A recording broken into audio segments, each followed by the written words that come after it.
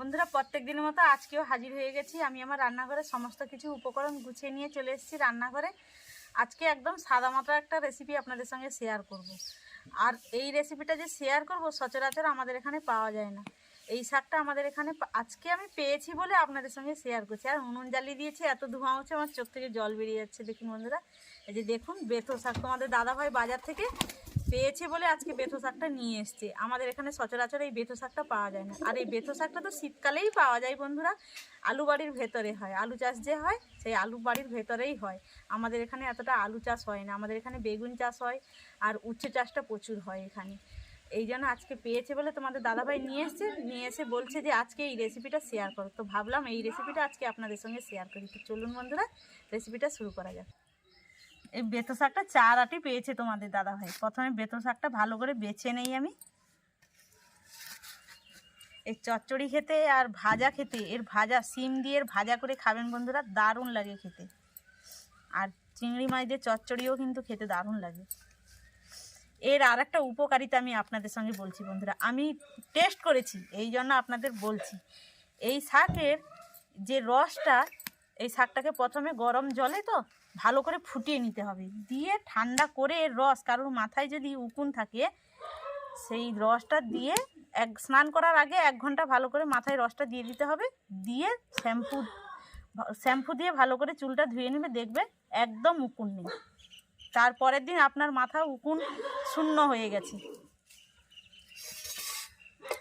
আমি দিয়েছি বন্ধুরা, আমি দিয়েছি, এর ফলাফলটাও কিন্তু দারুণ উপকারিতা পেয়েছি, সেই জন্য বলছি। তো আমি এখন দেইনি, আমি আজ থেকে 5-7 বছর আগে মাথায় দিয়েছিলাম, তখন কোনো কারণে আমার মাথায় অনেক উকুন হয়ে গেছিল।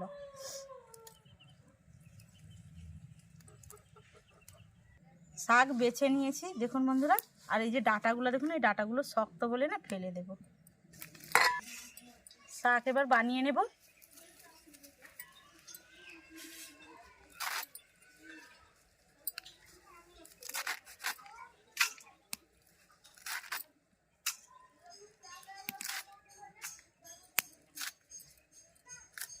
শাক বানিয়ে নিয়েছি, এবার বেগুন বানিয়ে নেব। আর বেগুনগুলো দেখুন একদম টাটকা টাটকা, আমি গাছ থেকে তুলেছি, একদম নরম নরম বেগুন। আজকেই সকালেই আমি গাছ থেকে তুলেছি। ভেতরটা দেখাচ্ছি দেখুন, 2 ভাগ করেছি, আর 2 ভাগ করে নেব। একটা বেগুন 4 ভাগ।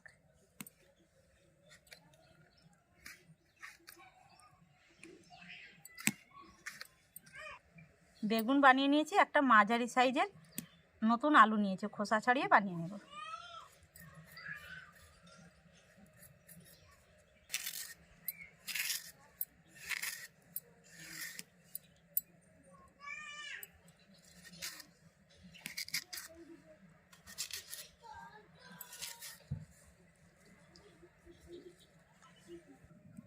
এবার শাক, আলু, বেগুন সব ধুয়ে নেব।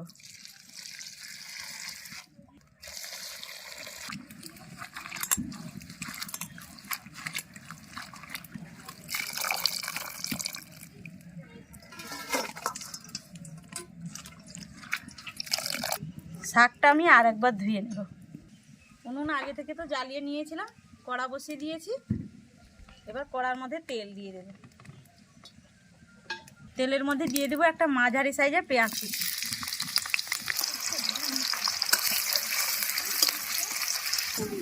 পেঁয়াজ লাল হয়ে গেছে, এবার দিয়ে দেবো পেঁয়াজের উপরে নদীর চিংড়ি মাছ।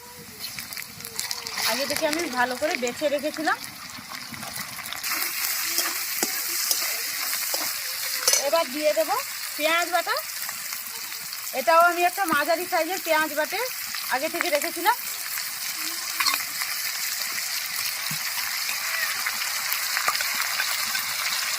জিরা বাটা,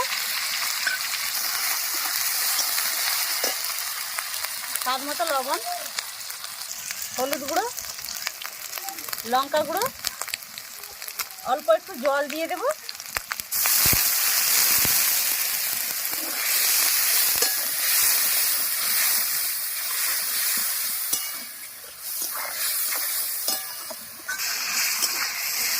চিংড়ি মাছের সঙ্গে সমস্ত মশলা খুব ভালোভাবে কষে নিয়েছি। এবার শাক, আলু, বেগুন দিয়ে দেবো।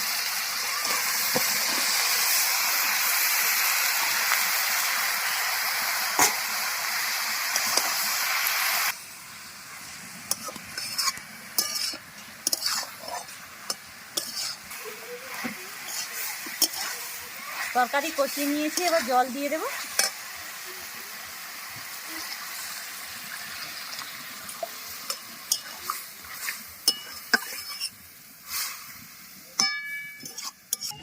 এবার ঢাকনা দিয়ে দেবো।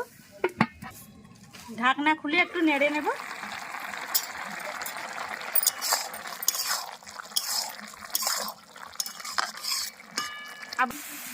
শাক তরকারি হয়ে গেছে, এবার নামিয়ে নেব। শাকের তরকারিটা কড়া থেকে একটা প্লেটে ঢেলে আপনাদের সার্ভ করে দেখালাম। দেখুন শাকের তরকারিটা কত সুন্দর হয়েছে বন্ধুরা। আর কে কে খাবেন আমাদের বাড়িতে চলে আসুন বন্ধুরা। দুপুরে গরম ভাতের সঙ্গে এই শাক তরকারি দিয়ে জাস্ট জমে যাবে বন্ধুরা।